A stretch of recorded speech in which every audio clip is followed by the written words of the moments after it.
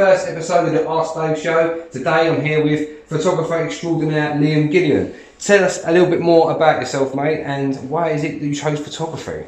Thanks for having me, Dave. So, my name is Liam Gillan. I am a full-time wedding photographer. I've been in the industry for too long. No, I'm joking. I've been in the industry for 7 years, full-time for 3.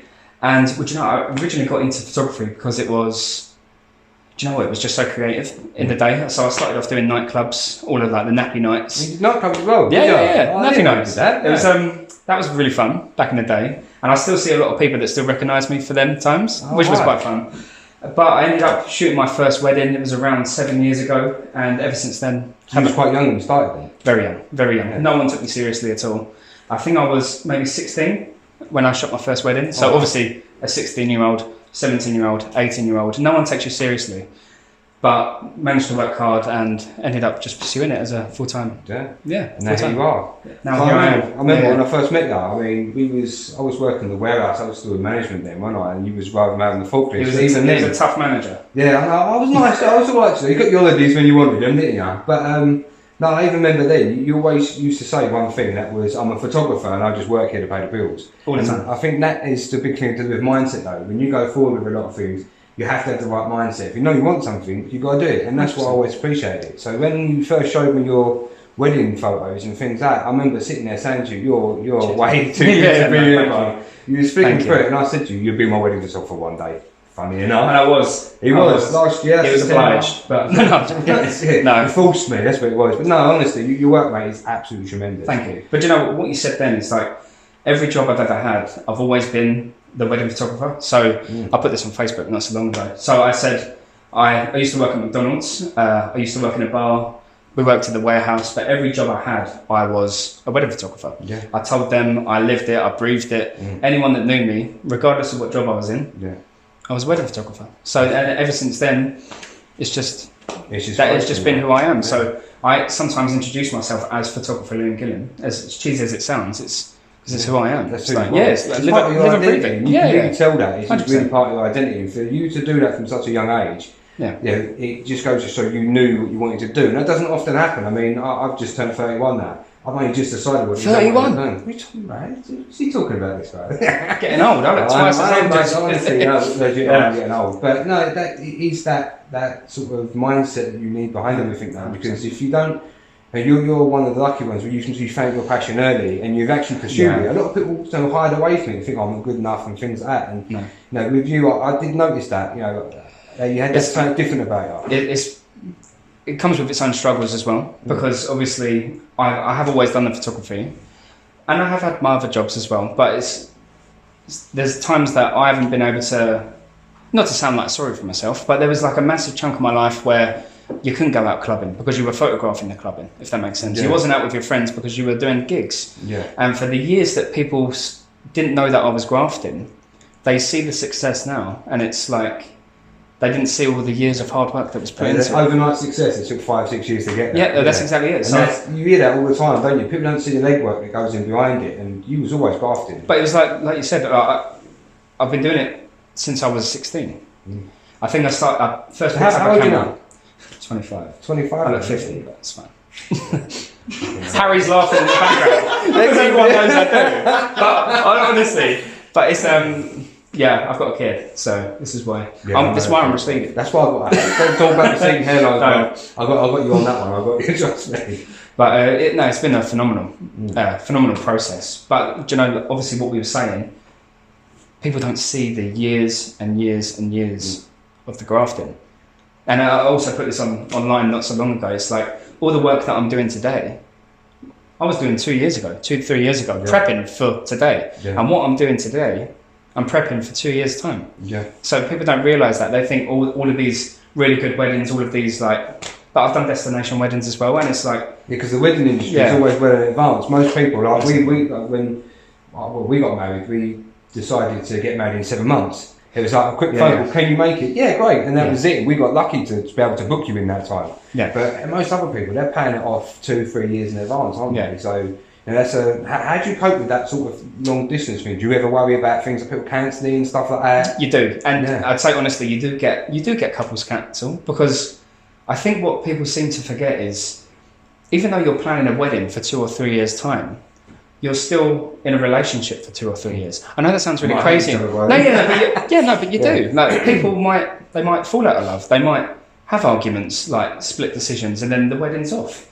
So it's happened. I'm grateful that not so often it's happened to me, but I've had cancellations before.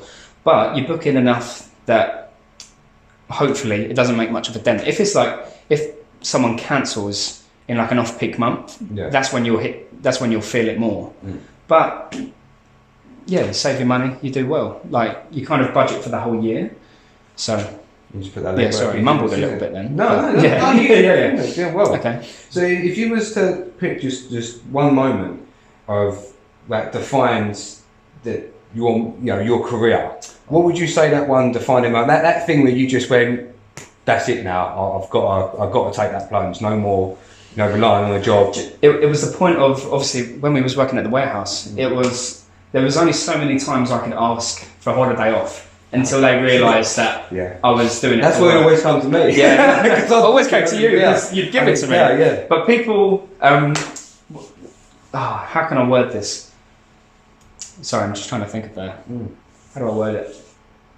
What was the defining moment? That was the question, wasn't it? I would say the defining moment was when I was using all of my holiday time for working. So even though I was booking days off at Argos, should I say Argos or should we not? Okay. I'll say that again though. Yeah. Just, don't want to get sued. We're gone there now, they can't do anything. Put that in the bloopers. Yeah. Focus. Christ. Focus. I forgot the bloody question.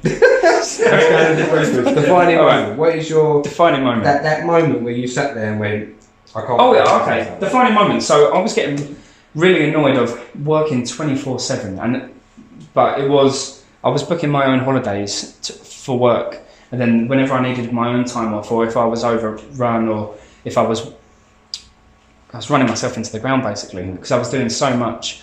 And obviously, it's not just the wedding day. There's so much behind the scenes that photography is like 20% of it. Yeah. Honestly, so it just got to the point where I had enough in the bank to think, do you know what?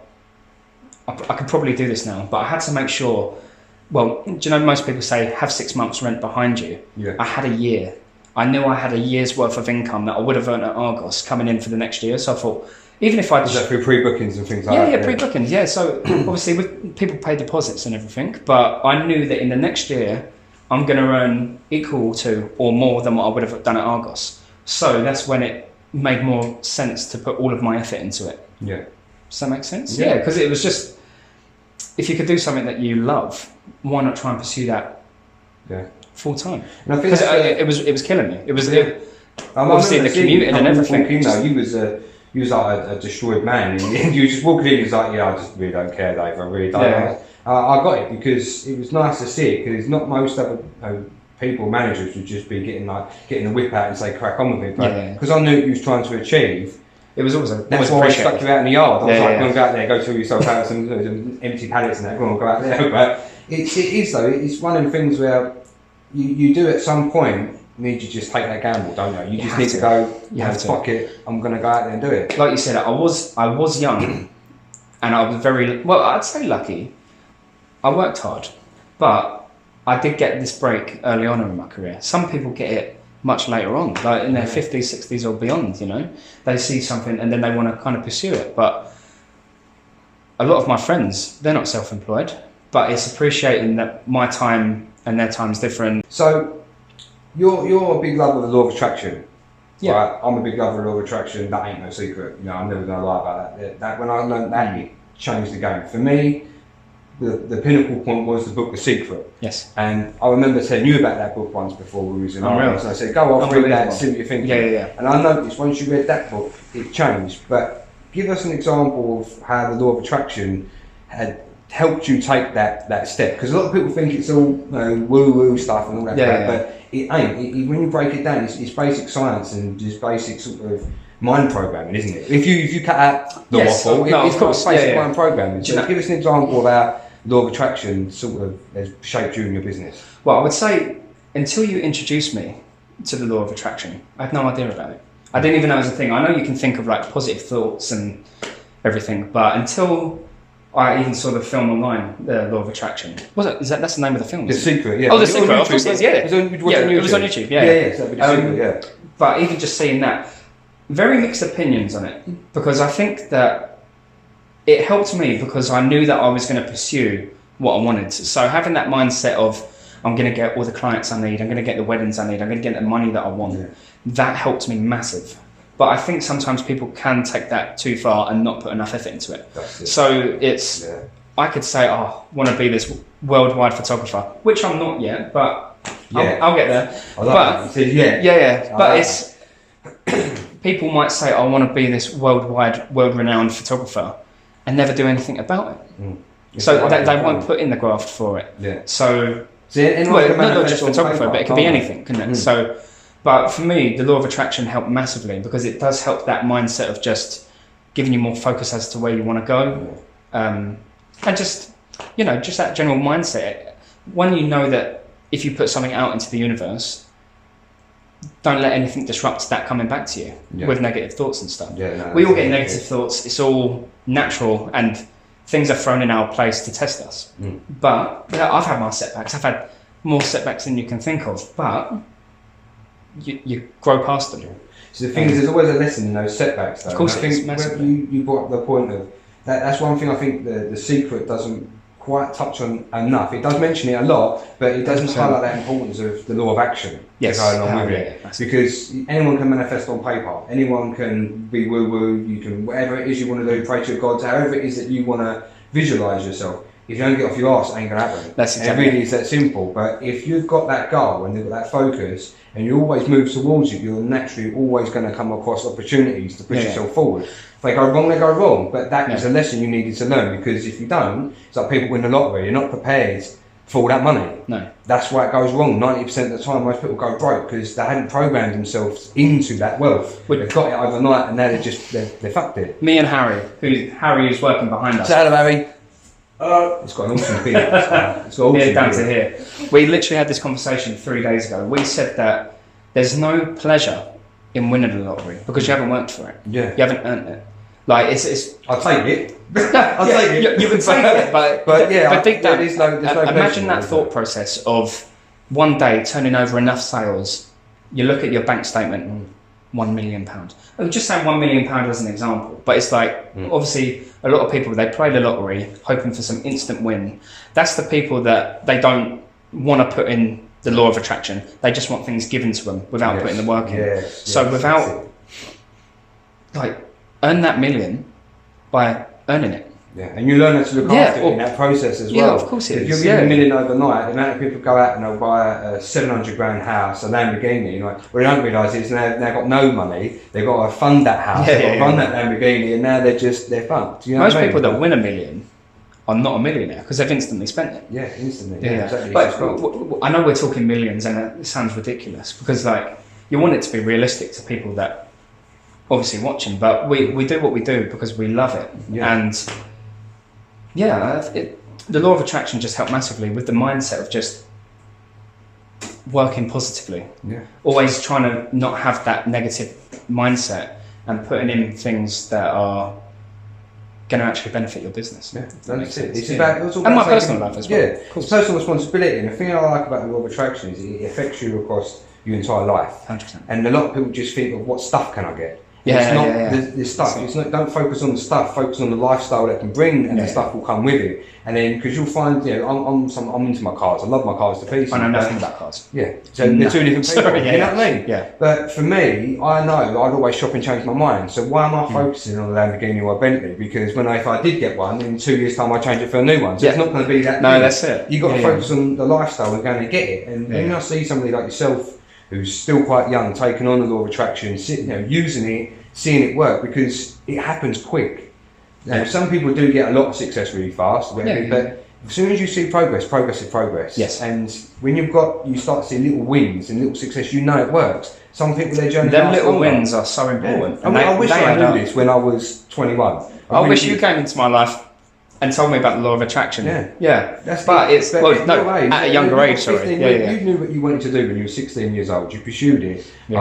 I've only just started what I really loved when I was 30, but I could not have done what I do today if I hadn't gone through the shit I did between 25 to 30, because I'd have nothing to talk about. Yeah. And that is it. You know what I mean? All that crap that happened to me, it's pushed me into a position to help people. It's happened in the last 5 years. So I couldn't have done it when I was 25. No. So when I was 24, 25, I was just learning the law of attraction. I used it to get myself out of depression and stuff like that. I was still quite new to it. So to pass on to somebody like you, and to see it working for me, and then to see it work for someone like you instantly, I was just like, this stuff works. And I just progressed through my journey and stuff like that. And it's nice to see that if, when you read into this stuff, that it actually does work if you just believe in it. And that's all you got to do. And it's not so much believing in that, it's believing in your ability to get what it is that you're thinking of. Do you know what, when you came earlier, one thing that will always resonate with me, obviously you told me about the law of attraction and everything, but when you came here for the first time, there was no furniture in here, there was nothing, there was no lights, there was no couch, no desk, shit coffee, freezing cold. We sat in the corner over there on my carpet that I laid myself. And by the way, sorry.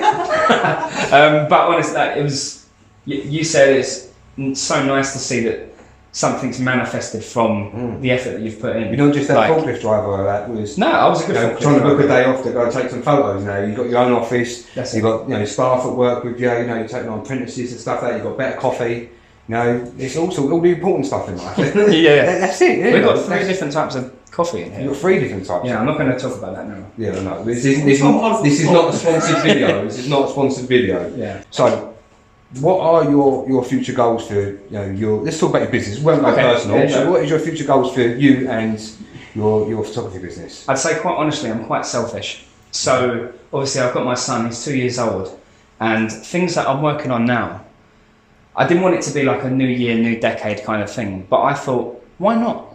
Why not actually just make a complete brand new start? And I don't mean with the photography business, but I mean with passive streams of income. Is that what it's multiple called? Multiple streams of income. But currently working on ways of bringing in more income, and it's not for a selfish perspective, but just being completely honest, I want to spend more time with my boy. Yeah, that's what I want. The time that I spend with him to be quality time, and I think if anything, he deserves that. Yeah. Why not? Why not have a role model? That's a big difference, because there's a difference between quantity time and quality time. And I found when I first started my football business, which was a success, I went on and sold it, and it was right. I had that ability to work from home, so I got to see the first 18 months of my little girl growing up. Now, most days don't get that. How much of that time though was it working at a computer? Because I've had that. It's like this is the point I'm moving you're at on home, to, but you're not there. I spent a lot of time with her. I saw her first steps, saw her first words, saw everything.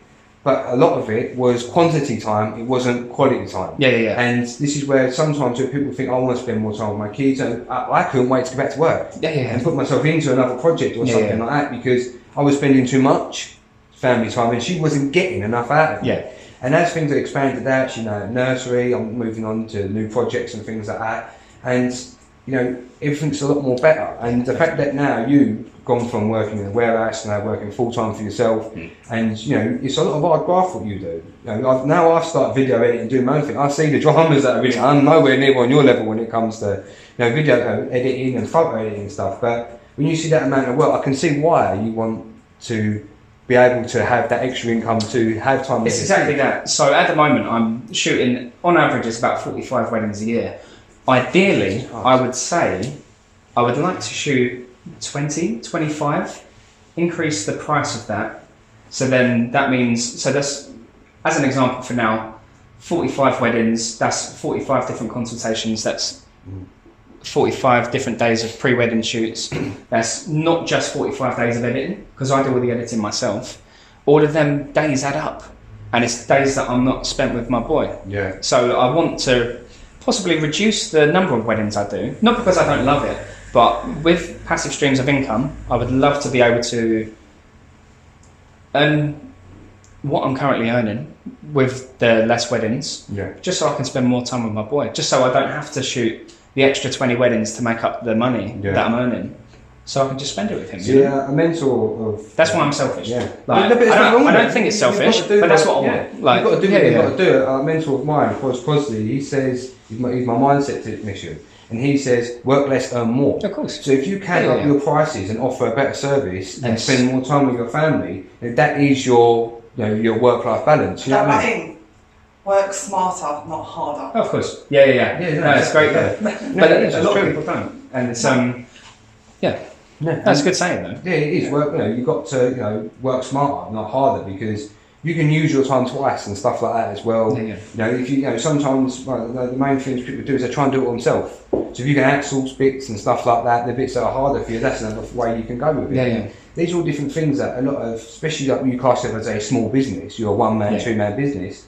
That is very difficult. And sometimes to take that gamble, to take someone else on or pass over something, is a lot of people can't let it go of that range. Is that something you've thought of doing as well, or having maybe like a team of photographers around you? Is that something on your agenda? Or? Yeah, well, so I'd say with the team side of things, I do have other photographers that are local that I call to if I need their help, or if someone's ill, that we'll all kind of converse and see if we can help each other out. But when it comes to shooting, there's very limited amount of people that you would trust to shoot a wedding for you, if that makes sense. So I've got a couple of people. You've got your style, and that's what you're getting paid for. Yeah. But it's exactly the same with the editing. So a lot of photographers, they actually outsource their photos. And there's nothing wrong with it, because if, as an example, if I was to shoot the 45 weddings a year and then outsource all the editing, there's no issues there, is there? But you can't guarantee that editing's going to come back exactly the same. Then you're going to have to work more to fix it and correct it and stuff. So a lot of the time, people would do everything themselves, because they trust their own quality, if that makes sense. But everything I've done, I've learnt by myself. So you're completely self-taught. You're not only a marketer, you're a You're a marketer, you're a sales rep, you're advertising, you're into everything when you're a one-man band. And that's where I think a lot of people struggle as well, is people forget that you have a great talent, but if you can't sell your services, you ain't going to make it. You've got to know how to talk to people as well. So I remember my first consultation, I could have walked out of there of embarrassment. Honestly, it was so bad. But obviously I was like 16. Oh no, it was my third consultation. It was my third, because the first two were like family referrals. My first proper consultation, I was so nervous. I forgot my pens. Like, I was meant to write things down, forgot my pens, didn't have the questions that I was meant to ask.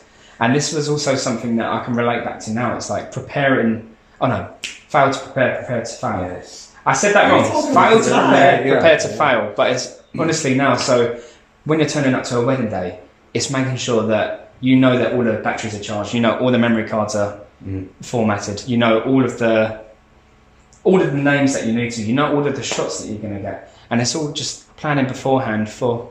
Takes that pressure off. Yeah, it does make a big difference. Yeah. Like, a lot of the time I try and plan my content in advance to a certain extent, because I find with me I'm quite reactive. So if I feel an emotion towards something, I'll react on that. Which is why sometimes with me, when I film certain things, that's how I felt at that time. That's why I can come across more passionate. And I'm still in my journey, I'm still learning. This is the first interview style thing I've done, and this is something I actually prefer. It's more comfortable, you get someone else on, and nice and chat, it makes it more fun, doesn't it? But going forward now, this is the part of the video that I've always like to give something back. So I'm a big believer in law of attraction, gratitude, you pay it forward. So what advice have you got for the viewers that are watching this? For if you're going to be an entrepreneur, go out there and just start your business.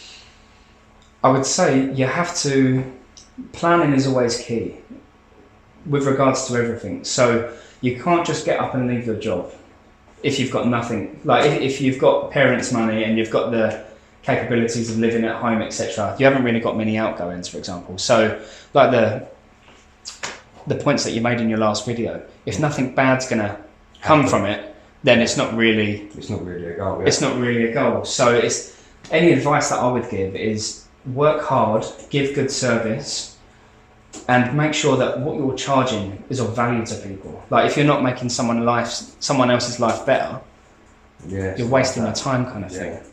Who quoted that? I can't remember who quoted that. I stole that quote from somewhere. Yeah, okay. Me. It's in one of my It weren't you. Is he actually quoted you? I think you did quote me. Yeah. You stole that quote then. Yeah, I must have stolen the quote. Sorry, I'm getting involved here. I'm just like... But I would say honestly, it's like if I shoot weddings because I enjoy it, but I get that extra buzz when people love the photos, and then I'm like, do another one. Do you still get nervous when you send them off and things like that? No, see, that's what I mean. That self-confidence. Used to be terrified. It's vitally important, isn't it? But it's the steps that I had in place before I went self-employed. So if we're talking on the basis of being self-employed, you have to have X amount of money saved. You have to know that you can cover your outgoings for the next 6 months. Because I say a year because 6 months isn't always something that's, if you're using the law of attraction, it's not always going to develop in 6 months. Yes. It's not always going to develop in a year. Years, that's years, absolutely years. But in my first year of being self-employed, that's when I found out I was going to be a dad. That's the big, like, that's one setback. You can call it a setback? Or but a month after I left Argos, I went off and I thought I was going to swan off and start my business. That's exactly that. I found out I was going to be a dad, and I got no job, no income. I just quit because I couldn't. Yeah. You know, I was in a position where we could do it. Yeah. Then all of a sudden the pressure was on because now we've got a baby, and that's going to stop, my partner's business, and that's going to stop her for a while, and then we're going to run out of money. Then I sat there and thought, what the hell am I going to do? And you go into some sort of you go into survival mode sometimes. Survival mode, But that can be a problem for a lot of people. If you can't get out of that survival mode, you won't thrive. I thought I was going to go there. I thought I was, but I didn't. Like, I asked family members as well. I said, is it something that I should continue? But I stuck to it myself. I thought, you know what, I've gone this far. I've made the leap of earning good money and saying, no, I'm going to do this by myself now. See it through. Yeah, because no one knows what you're capable of apart from you. You could ask someone advice and they'll always do what they think is best based off their perception of your limitations. Yeah. When only you know what your limitations are. And their limitations as well. Like, some people wouldn't take the step that you would.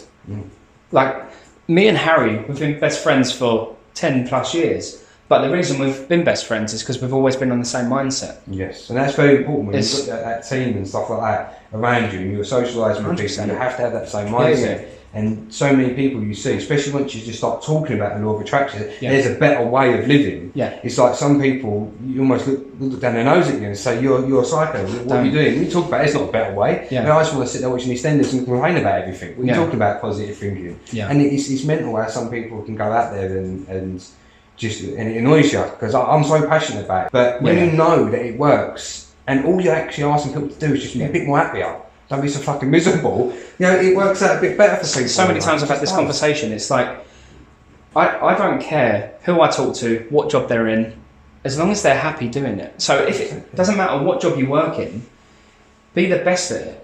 Like, even if it is... Fill your space. Yeah, fill your space. It sounds really cliche and everything, but it's like, I worked at McDonald's, so I use this as a reference. Be the best person that works at McDonald's. Don't be a job's worth, obviously.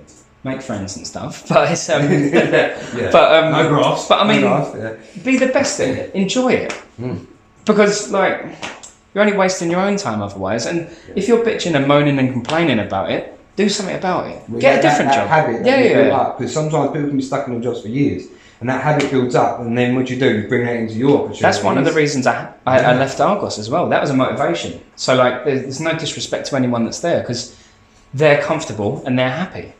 Which is perfect for them.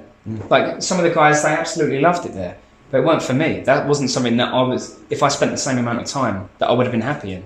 I know that being a creative and doing everything that I do is what I wanted to pursue. So there's a lot of hand motions coming from me today. I like it. That's passionate. I like it. Jazz hands. Sorry. But just going back to any advice, it's just work hard, be smart about it. Ask people's opinions, but don't fixate their opinions on what motive you need to take a lesson from it if there's one there. But if it's not relevant, then step away. It's my opinion. It doesn't have to be, like you said, the bread and butter of moving forward. Yeah, no, I totally agree. At the end of the day, it's all down to what you believe you can do. 100%. And don't listen to the naysayers. If you take a chance, because you can always go and get another job. That is the way I see things. You can always go and get another job. Build yourself back up, restart your career whenever you want. And there's more than enough famous people out there in the world that have proved that time and time again. Right, so now we come to the point of the interview where the guest gets to ask me some questions or questions or whatever it is. So what is it you want to ask me? Well, one thing I really admire about the two of you, Carly is our director. She is our director today. One thing I absolutely love about the two of you is you work. So how would you say the law of attractions helped the two of you? That's a good question.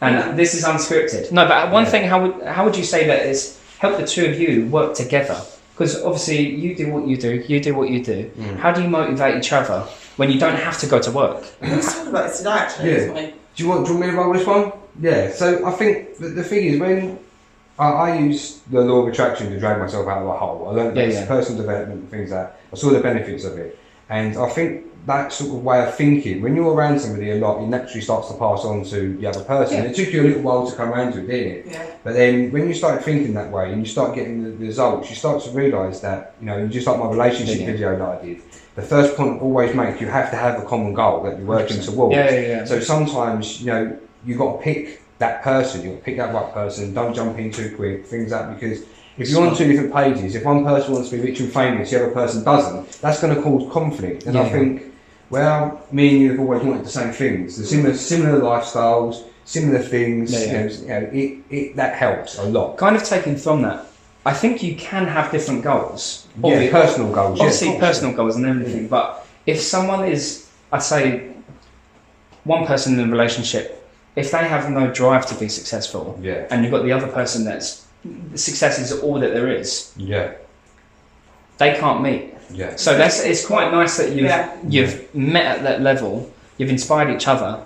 And because I think that's always that's a goal for me. Imagine having like a really nice relationship where you're both exactly on that same level. Because I'm incredibly independent myself, but it's I think sometimes as well. I think the thing is, sometimes you'll find two highly successful people don't work well together because it inevitably comes down to one thing, and that is, what is your clear mental image? What is your goal? Is it similar or even the same? Because if it is similar, the same, then everyone can be flexible. Like I might say I want a 5-bedroom house. She might say, well, I want a 4-bedroom. Well, I can be flexible. I'll go down to whatever. You know what I mean? See little things like that. It's irrelevant, but it's having that vision of what's it look like, what type of lifestyle, how many holidays you want a year, and when you've got that thing, it all of a sudden doesn't just become about you and what you can earn and what you can do. It becomes about what you can do as a couple, because as a couple, that's what you are. You are a single family unit, and then you have to push forward. And if you're working on different pages of two different books, you ain't going to end up with the same ending. It's as simple as that. It just ain't going to go that way. So, in terms of the law of attraction, though, and how that's helped us, I think we've had more than enough examples over the years of how we've sort of thought about stuff, manifested stuff, pushed ourselves forward, and all of a sudden, out of nowhere, things have materialised and it's happened. And like you said earlier, they come quick though, don't they? It does come quick, and that's the thing, it scares you. And when you realise you've got that power, of manifesting things, thinking what you want and going out and getting it, you'd be surprised how quick time goes and how quick you can really achieve things. But in terms of a relationship, or our relationship, from my perspective, definitely, the law of attraction, if that wasn't there would have been a lot of things in our relationship we'd never have achieved. We'd never have got through hard times, for example. And the law of attraction isn't just about getting shiny, nice houses, and I think it's a lifestyle and a mentality of being able to overcome adversity as well, because that's where you grow. If you can't overcome adversity together, you ain't going to get nowhere. No. Well, I'd also ask as well, with the channel, what's your aim, or what's your goal towards the channel? Like, is it something more towards a personal journey of going, or like so? I think for me, what makes this weird for me, or is it a numbers game for you, or? My reason for doing the channel is I've ever since I studied personal development and things like that, I've always been wanting to help people. Any way I can, and the thing I like about creating content is it's free. It's free. You put the thumbs down. Whatever, but it's free content, and if you want it, I'm joking. But it's free content, so if you want it, you can have it. If you don't, I'm not charging anyone for it. It's just putting my viewpoint out there, and I hope that all my videos I say helps just one person. If that, then it's been a success. You know what I mean? And for me, it's more of just spreading my personal brand out there, getting my viewpoint out there, and just letting people know who it is that I am. Where that goes, I want to be standing on stages, I want to be doing talks, I want to do personal development days and things like that. So you wouldn't do something, so would you do something in like the scale of what Gary V would do? Gary V... Because that's not for everyone as well. I would talk on stages, I would do talks and things like that, similar styles to like this interview now. And it all starts somewhere, and you sort of progress from it. I'm doing my journey. I've just turned 31. I've only just started a YouTube channel. A lot of people think it's a young person's game, but in 10 years' time, I'm still going to be watching YouTube. So in 10 years' time, someone else is still going to be watching it within the niche. And I think my story over the last 5 to 7 years with everything that I'd gone through, which will eventually sort of drip out through my content, you know, there's a lot of value in there for other people. Yeah. Just by sharing it. But you know, someone might see your video today and think that doesn't relate. Yeah. 2 years time, they might think I needed to hear that. Yeah. At 21, you told me about law of attraction, I was just going to shut up. Yeah, yeah. You know what I mean? But at 25, when I was on my arse and I was in a hole, I didn't know I didn't know what I was going to do myself. And I think that is, for me, where my goal is out there, is to go out there and help as many people as possible. If I get 1 million subscribers from it in the future, great. If I turn into a personal brand, great. That's the vision. Yeah. But like you said, you've got to put that work in, and that reality's got to be, you've got to keep yourself going, keep yourself moving, and I've got to keep producing that content. A lot of things are slow burners as well, aren't they? Exactly. Like, you have to light it for it to then... Yeah, this is a long time. When they say with YouTube, that doesn't matter who you are, you should always plan for 2-3 years of constant content and no one watching it. I'm quite happy with the views that I'm getting in the minute, the sponsors that I'm getting. I'm getting people come into my DMs saying thank you for the video and stuff like that. And people have genuinely been helped, and I'm sitting there, it's working already. That's good. So for me, it's only going to get larger and bigger. So yeah, I mean... How many subscribers do you want? Me, I'll take as many as I can get, if I'm honest. I ain't going to lie, if I'm going to be completely honest, if I'm going to manifest something out there, yeah, I would like to tip the 1 million subscribers one day. I'd like to go big. I'd like to go big for it. I mean, there's people out there that have got actually millions upon millions, but that number there, that's a big goal. But you know, through a lot of hard work, and not just in front of the camera, behind it as well. Yeah. You know, this is where I want to go, and the more I can do, if I can do that and achieve my goals by giving other people platforms like yourself, and just give people an opportunity. That's all I've been about, is opportunity in life. Law of attraction for me is like a big buffet. If everyone knows about it, everyone's got enough food there to be fed. And that is where my reality is. Really. Yeah. That sounds good. Yeah. I love it. So, you got any more questions for us? No, I think that's pretty much wrapped it up. Well, thanks for the interview, mate. It's been great. Thank you for all the advice as well. Yeah, no appreciate everything. Nice. Well, thanks guys for watching that. Hope you enjoyed it. If you did, don't forget to like and subscribe. If this video helps just one person, you know my game. I'm more than happy. So see you in the next one.